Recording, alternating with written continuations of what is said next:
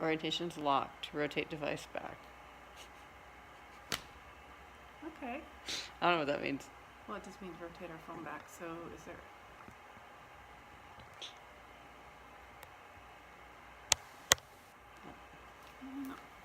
You guys, if you're watching, I'm sorry, we're learning. Let's unlock this. Share, mute, cancel. There's no arrow. Well, I guess we're gonna do this. Hello, I think we are live. And my name is Jane, and I'm gonna fall into our awesome intro. So this is literally the first YouTube live I've ever done. I've done 100 Facebook lives, but YouTube coming to you straight from my first guest living room. And what I want to do is talk to you really quick. If you watched my introduction video that I posted earlier today, I talked about how Nail Talk is really people's stories. It's really getting to know people's stories, getting to know who people are, and people that are just ordinary people like you and me leading extraordinary lives. And during my intro video, I talked a little bit about how I'm a domestic violence survivor. And so that's my story.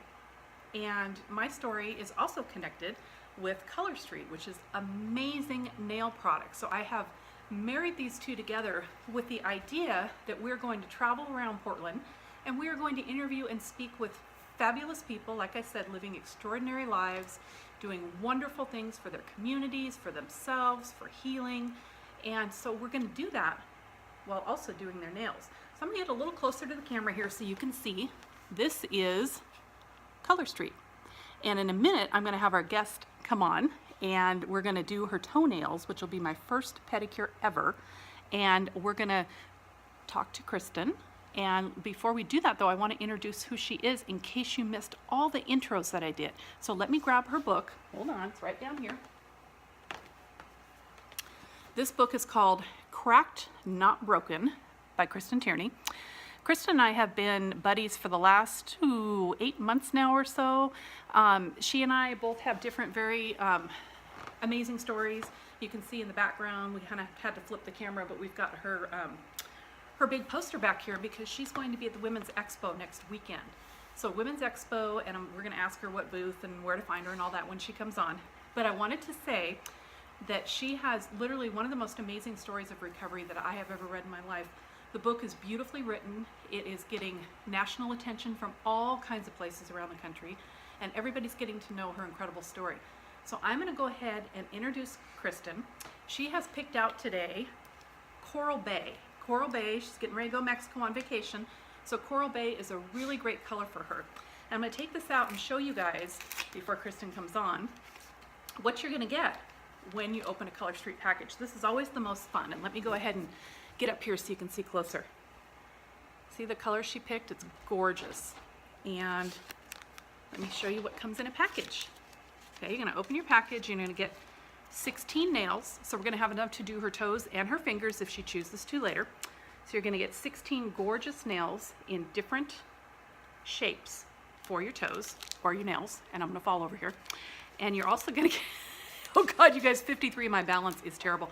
So you're also going to get 2 pads and a little file. Let's see, get those closer so you can see.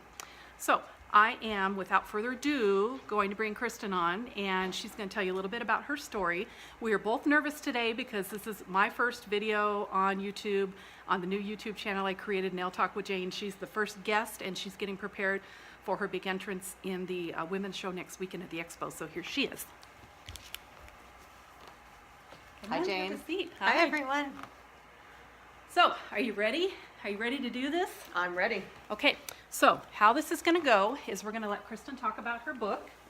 I'm going to sit way down here so I can do her feet. And you don't need to see me on camera while I'm doing her feet, but we're going to show you how beautiful and how quick we can do this, okay? So, what do we do with our little... Oh, that's okay. Just stick your feet up here. You sure? Okay. So she was worried about me showing her feet on camera. We've got They're that gorgeous. covered. They're gorgeous. So we'll show you in a minute, okay? First thing that we're going to want to do to prep is we're going to take our little alcohol wipe and we're going to wipe down her little toesies, okay? And that's going to be super easy. Boom, done. Okay, and we're going to wipe down her other little toesies. So here we go. Already wiped down. Done. And you want to do that so you can prep your nails for the nails to stick better, okay? So I am going to let Kristen talk, and I'm going to go ahead and apply the first 5, and then we'll take a peek at what it looks like, okay? So You ready for me? I am ready for you. So tell me about your book. Well, as you know, but your viewers don't, in 2002, I was enjoying a decade-long career with Nike. I had just received my latest promotion in September of 2002, and 2 weeks later, I made the reckless decision to pick up a crack pipe for the first time. Little did I know then that it would literally take everything and everyone that had ever mattered from me in a matter of less than 6 weeks. So the morning of February 17th, when I awoke on a filthy mattress on the floor of a decrepit North Portland crack house, I was faced with the devastation and consequences of my actions, and that was that I'd literally lost everything. I was broke, homeless, and completely alone. I first turned to felony criminal activity to try and support myself and my addiction. What did you do? I was literally within 48 hours of being homeless on the streets of North Portland, I was targeted and recruited by a multi-state crime ring. And I spent the next 2 months passing counterfeit currency, including American Express traveler's checks, which included identity theft. I ended up serving time in both Oregon and Washington for offenses related to that criminal activity. And upon my release, I decided that I was going to turn to prostitution to support myself. How many times a day were you smoking? When wasn't I? Well, for those of us who don't understand addiction fully, what is that like in day to day? What's that like for you? Well, crack addiction was unlike powder cocaine addiction, which was what started me down my path of self-destruction. Although it was more manageable, addiction never has a stopping point unless you choose to confront it. Mm-hmm. And so picking up a crack pipe was just the next stop on my road to self-destruction. And unfortunately, crack was a different beast, a beast that I didn't have any respect for nor fear of. And although I'd managed my cocaine addiction and use for decades, crack took me down in 6 months. And the thing about crack is it's this euphoric high that, as I write in the book, is stronger than your best orgasm. It has you from the jump. From the get-go. Yeah, from the get-go. And it doesn't last. I mean, the high is so intense and so fast, but the come down is even more intense, that you're just always chasing the pipe. I've heard that term, chasing the pipe or chasing the dragon. Chasing the dragon. Chasing the That, dragon. yeah, most people who use heroin say that, but it's very similar. So on with your story. Where Okay, did you so- where did you end up then after Well, your? So I started my life of prostitution on Southeast 82nd Avenue. Y'all know where between 82nd is. My track, that's what they call the where you walk to find your clients. My track was 82nd and Fremont to 82nd and Sandy, and I did that lap on the track 4 times a day for months, and then I moved off of the streets onto the computer screen when I entered the world of high-end escorting. How did you make that transition? I mean, what was it that you said one day? Okay, I'm gonna go get an apartment, a penthouse, and start. Well, it's start a crazy, different but my life. clients on the street were like, "What are you doing on the street? You could be doing this." And of course, I had no idea what that whole world even looked like. I mean, I was just simply trying to survive. Unfortunately, that meant I was selling my body so I could smoke crack and keep myself alive. But it was honestly through my regulars that I had met through street prostitution that were like, there's this whole other world that's And it's crazy because that's the one thing that both I think the clients and the providers in that world have in common is denial and delusion. Like, they make it seem like it's something other than it is, but at the end of the day, it's girls selling their bodies so that they can survive and men paying for it.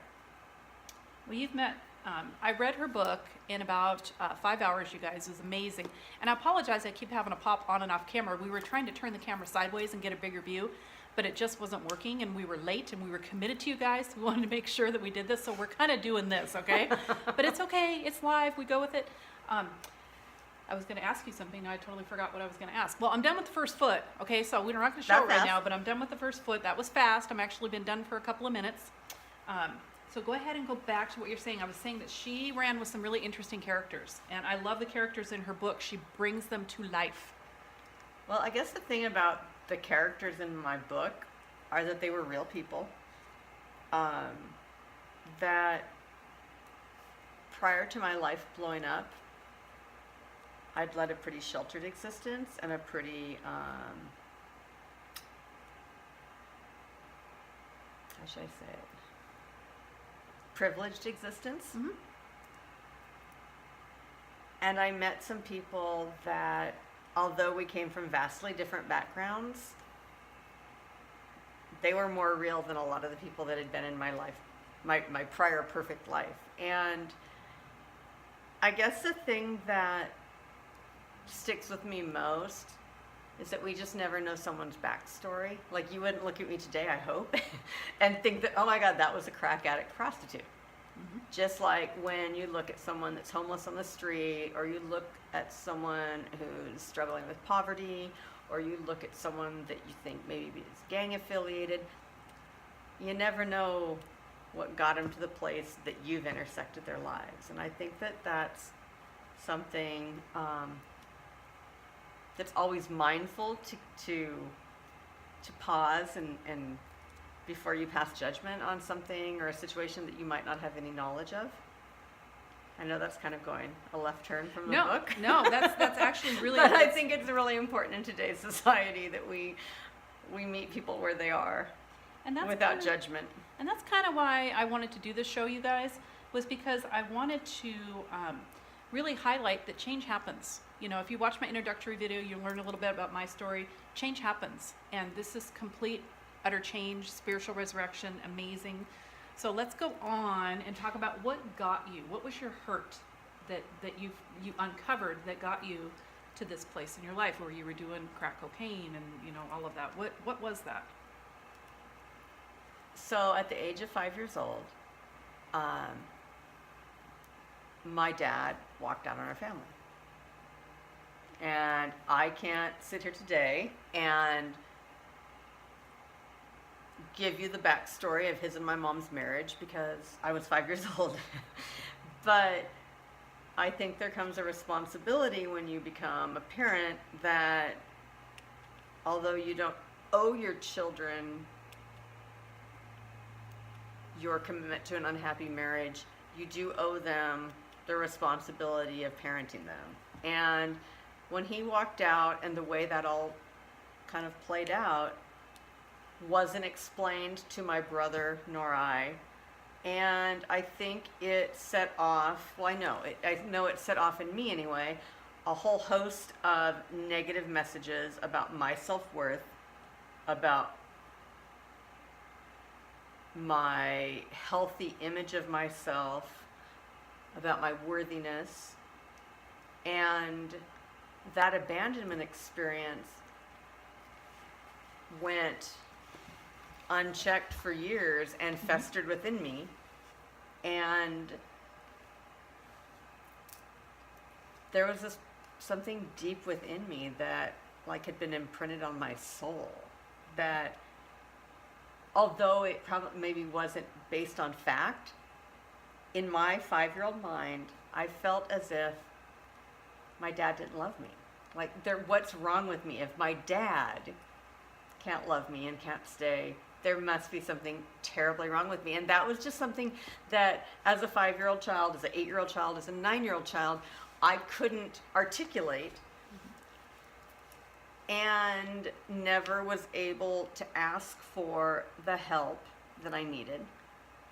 And instead went on to portray myself as this perfect child, and I, exceeded in sports. I was, the smartest kid in the class. I was the cutest kid in the class. And so I put up this facade that was really detrimental and didn't allow even my parents to recognize that there might have been something going on with me. And that just festered, and the older I got and the more everyone was buying into my act. Like, I was a convincing fraud. So how did you feel inside? Well, that's just it. So regardless of what kind of accolades came at me externally, because my internal dialogue was so negative and was so self-defeating, that it just further perpetuated my belief that, oh my God, you're either a really great actress or an exceptional fraud. And if they really knew who you were, they'd take all of this from you, all the praise, all the popularity. And so I don't ever want people to think that I'm blaming my parents for what happened to me, because on some level, I understood the duplicity of my existence more so than anyone ever could, because I was so good at convincing people that I was perfect. And But at some point, you can't maintain that. That's not No. sustainable. No, you can't. And I describe this, you guys, in my own story. I describe this as the feeling of feeling hollowed out inside, almost charred, because this is where our stories intersect, is that I clearly remember the day that my dad left. And I remember standing, I had this little toy refrigerator, 1970s, avocado green was all the rage, right? Little metal eggs painted on the door. And I remember standing at that refrigerator, and I'm barely taller than the refrigerator itself and the little stove. And I opened the refrigerator door, and I went to take a fake egg out, and I looked at my mom, who was kneeling down next to me, and I said, "Mom, Dad's not coming back anymore, is he?" And it was that one pivotal answer, that yes, that then turned my whole life around too, and my mom's, quite frankly, because she was left with, with 3 kids and no way to raise them, right? A house, cars, 3 kids, that kind of a thing. So that's kind of what sent us down our path that you'll hear about more later. But that's where our stories intersect, is that stuff does matter, and that stuff doesn't go away.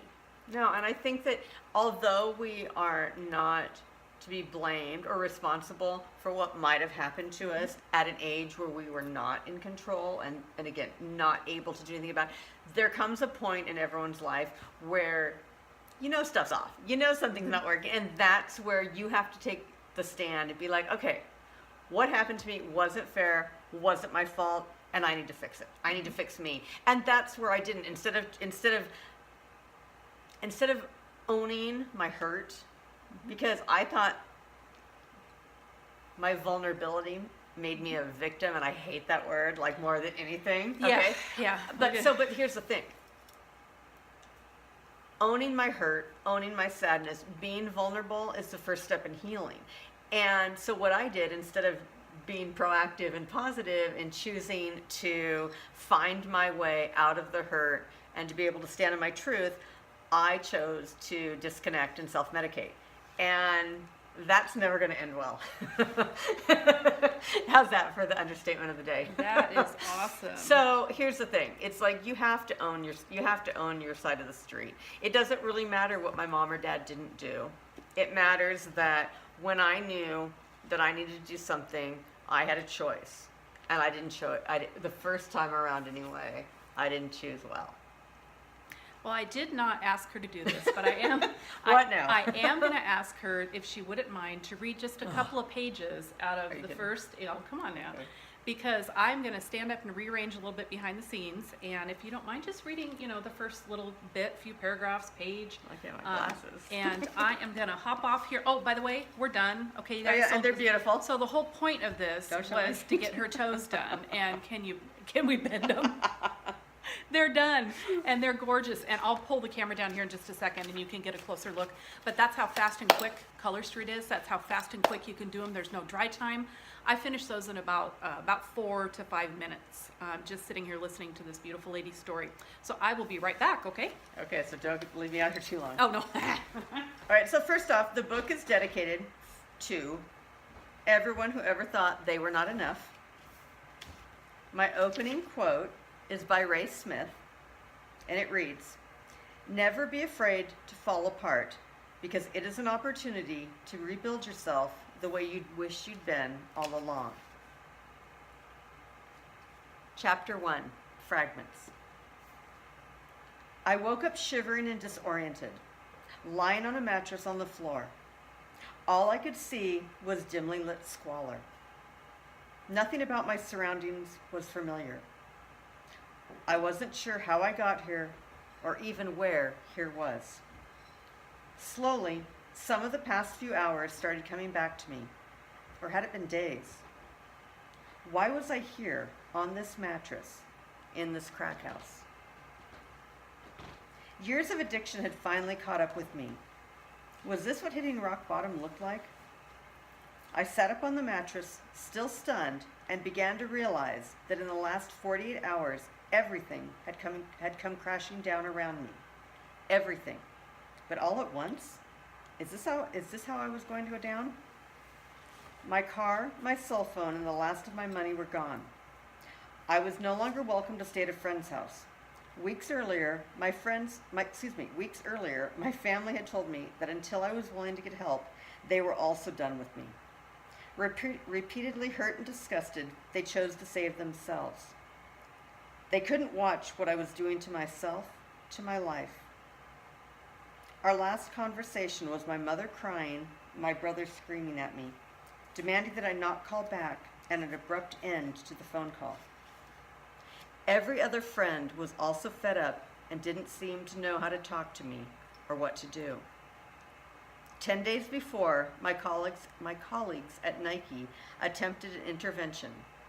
They offered to pay for my rehab and were waiting for me to choose a program. I didn't tell them then the real reason I hadn't finalized any treatment options. I was spending that paid leave of absence ramping up my usage, smoking every chance I got, hanging out in crack houses, kicking it with dope dealers, gangbangers, and other crackheads. When I left Nike, they hadn't yet figured out that I'd been embezzling from the company for the previous 3 months. Since the discovery of my theft was inevitable, I knew my career there was over. Besides, I was more interested in getting high than getting help. That was amazing. Thank you for reading us that. I could kill you. Oh, I know. She'll kill me later, you guys. She'll kill me later. So let's talk a little bit real quick about, I want to get this better on the camera. Talk about next week and the women's show. Okay, so next Saturday, March 2nd, from 10 a.m. to 5 p.m. at the Oregon Convention Center, I will be there featuring my book and looking forward to meeting all the people that have been supporting me and those that have yet to hear about me. I'm in booth VP13, and I'd love for all of you to come by and say hi. I'm going to be there helping her, Yes, she is. as well as her friend Eric, who's been helping her with all of her beautiful photography. And the booth is going to look amazing, you guys. This is just so funny because it's the first one. I feel like we're just like all over the place, right? The camera's in the wrong place, the light's in the wrong place. But this has really been a great, great conversation and one that is needed. Now, I'm going to take the camera off the stand here, so bear with me for a second and smile at this pretty lady for a moment. Because I feel like we have a little more mobility now. So let's take a look at, I'm going to turn the camera here. Let's take a look at this beautiful setup here because, and I also want to highlight the cute little pedicure that we just did. Look at that, you guys. Coral Bay, done in about 2 minutes. Thank you for sharing your toes with us. Right. I really appreciate it. You're welcome. And, you know, as I said on my introductory video, this is not for me about selling anybody anything. This is about sharing an amazing product that makes people feel good about themselves, makes people feel good about doing a little bit of self-care quickly. You know, if you're a mom, if you're you're working full time, you're going to school, you're writing a book, you're, touring, whatever it is you're doing, Color Street is a great thing to add to your life because look at all the colors, you guys. These colors are incredible. And so she did the Coral Bay, but there's just hundreds and hundreds of different colors. They stick on immediately. They last forever. Here's my manicure right now, which I absolutely am in love with. This one's called Mardi Gras, and I showed this on my video earlier today. really, really fun. This has been on for over a week, and look at that. No chips. Beautiful. Yeah, no chips, no dings, nothing. So this has been a really great first edition. We've had Thanks, everyone. so much fun. I'm so lucky to have this woman as a friend and as a mentor and just as a ride through life with. Absolutely. Okay, love you. Love you. Thank Love you. you guys. Thanks for hanging out with us. Take care, and I'll post my website and I'll post Kristen's website on the bottom of this video once it's posted. Love you. See you next month. Bye. How do we stop this now, you guys? Hello, you guys are going to be laughing at me. I have no idea how to pause this. Okay, let's see. Didn't want to put Boo in there at the end? Oh, we forgot. Yeah, we forgot to put Boo in here too. I think we're still going. Yeah, you want to bring Boo down? Boo, we're going to do a little extension here because thank you, Kendall, for reminding us. Boo is this amazing, amazing little pet Everyone, of meet Kristen's. So when you read Kristen's book, you're going to read all about Boo. Isn't she sweet? Hey, Love her. what are you doing, huh? What are we doing? You're a star. Here you are. You're a star right now. Oh, no. I love it. Okay, you guys, we'll talk to you soon. Bye.